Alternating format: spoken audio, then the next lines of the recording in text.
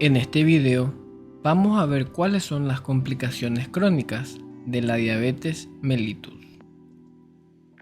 Los altos niveles de glicemia de la diabetes mellitus afectan más a unas partes del organismo que a otras. En primer lugar, el sistema más afectado por la diabetes mellitus es el vascular, y luego también tenemos otros sistemas afectados como el autonómico o las afecciones cutáneas, que englobaremos bajo el rótulo de no vasculares. Entre las complicaciones vasculares tenemos dos grandes grupos: las microangiopáticas, que afectan a vasos muy pequeños, y luego las macroangiopáticas, que afectan a vasos de tamaño importante. Como ejemplo de afectación microangiopática tenemos la afectación de la retina, la afectación de los riñones o también la afectación del sistema nervioso. Por otro lado, en la afectación macroangiopática tenemos la afectación sobre el miocardio, en territorios cerebrales o por último la enfermedad arterial periférica. En el apartado de las complicaciones no vasculares tenemos a la gastroenteropatía diabética, que se da por afectación del sistema autonómico, y también a afecciones de la piel, que son muy variadas y frecuentes. Veamos ahora cómo se manifiesta la macroangiopatía en cada lugar. En el corazón se manifiesta por obstrucción de las coronarias que daría angina, o si es un evento más agudo, un infarto agudo de miocardio. Por cierto, en los diabéticos, como el sistema de sensibilidad al dolor está alterado, a veces puede haber infartos de miocardio con poco o ningún síntoma, y por eso hay que estar siempre atento a disfunciones cardíacas a pesar de que el paciente no muestre dolor alguno. En los miembros inferiores, la obstrucción arterial daría claudicación intermitente que, si progresa, puede llevar a la gangrena del miembro. En el cerebro, tenemos a los accidentes cerebrovasculares causados por ateromas de la carótida o de las arterias cerebrales. Y por último, a nivel genital, en el varón puede haber impotencia por disfunción vascular. Pasemos ahora a las microangiopatías. En ellas tenemos sobre todo la afectación de la retina del ojo, a la afectación del riñón y, como vimos también, la afectación de los nervios. Cada una de estas complicaciones merece un video aparte, pero ahora vamos a ver las generalidades de cada una. La retinopatía diabética afecta a más de la mitad de los pacientes luego de 15 años de la enfermedad. Es la causa más importante de ceguera bilateral en menores de 65 años en todo el mundo, es decir, de pacientes no ancianos. Y entre los hallazgos que pueden encontrarse están los microaneurismas, los exudados, las hemorragias, los neovasos y el edema macular. Respecto a la nefropatía, afecta a casi la mitad de los diabéticos al cabo de 15 años de enfermedad. El empeoramiento del cuadro se da sobre todo por la proteinuria, es decir, por las proteínas que se filtran y terminan dañando a los glomérulos y a todo el aparato renal. Suele empezar con una hiperfiltración, probablemente relacionado a un exceso de diuresis, que luego progresa a microproteinuria, o sea, albuminuria, luego a macroproteinuria y por último a una nefropatía establecida que puede progresar hasta la insuficiencia renal. Respecto a la neuropatía, tenemos que la prevalencia es de aproximadamente la mitad de los pacientes a los 15 años de la enfermedad.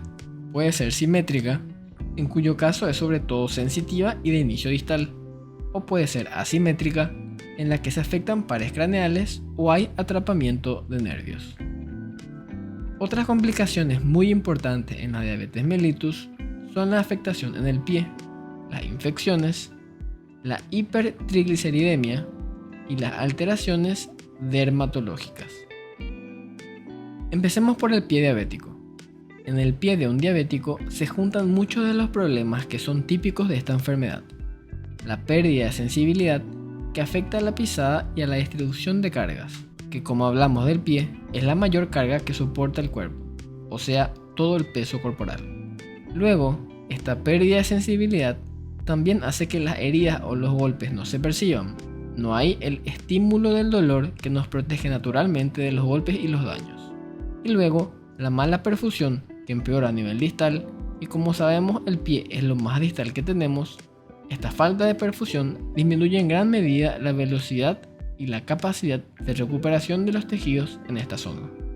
El objetivo entonces es realizar un tratamiento precoz para no llegar a la situación de tener que amputar el miembro. Para ello, tenemos los siguientes tratamientos: el reposo y descarga de la articulación afecta para evitar más daño, debridamiento del tejido necrótico para disminuir el ambiente propicio para infecciones, curas tópicas y antibióticos para combatir la infección, y debe verificarse siempre mediante el Pro Bone Test y radiografías o resonancias que no exista una osteomielitis, ya que esto altera el tratamiento que debería recibir el paciente. Ahora hablemos de las infecciones. En la diabetes mellitus, las infecciones se dan con la misma frecuencia que en la población general, no es que aumente la cantidad. Lo que ocurre es que sí aumentan en gravedad, o sea, hay la misma cantidad pero de mayor gravedad. Lo que sí existen son 4 infecciones que se consideran específicas, o sea, muy típicas de pacientes diabéticos: la otitis externa maligna por infección de Pseudomonas aeruginosa, la mucormicosis rinocerebral, la colecistitis enfisematosa por anaerobios y la pielonefritis enfisematosa por la misma causa. Estas 4 infecciones son muy graves y deben descartarse siempre en pacientes diabéticos con síntomas en el área afecta de cada una de estas patologías.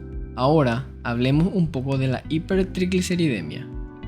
Es muy frecuente en pacientes diabéticos, ya que aumentan las VLDL y disminuye la insulina, que es una hormona que suele combatir el paso de triglicéridos a la sangre.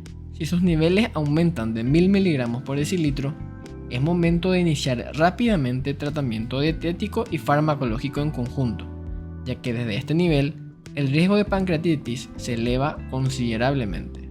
Y por último, tenemos algunas alteraciones dermatológicas típicas de la diabetes: la necrobiosis lipoidea, la dermopatía diabética, las infecciones por cándida y por último el escleredema.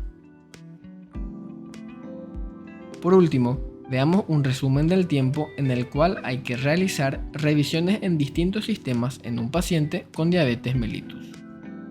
Empezando por la revisión de factores de riesgo cardiovascular, tenemos que debe realizarse todos los años y suelen medirse la presión arterial, el perfil de lípidos, el tabaquismo del paciente, los antecedentes familiares y la albuminuria. La revisión renal se hace también cada año y se hace midiendo la albuminuria y el volumen de filtrado glomerular estimado. La retinopatía diabética se puede buscar cada 2 años y se hace viendo el fondo de ojo.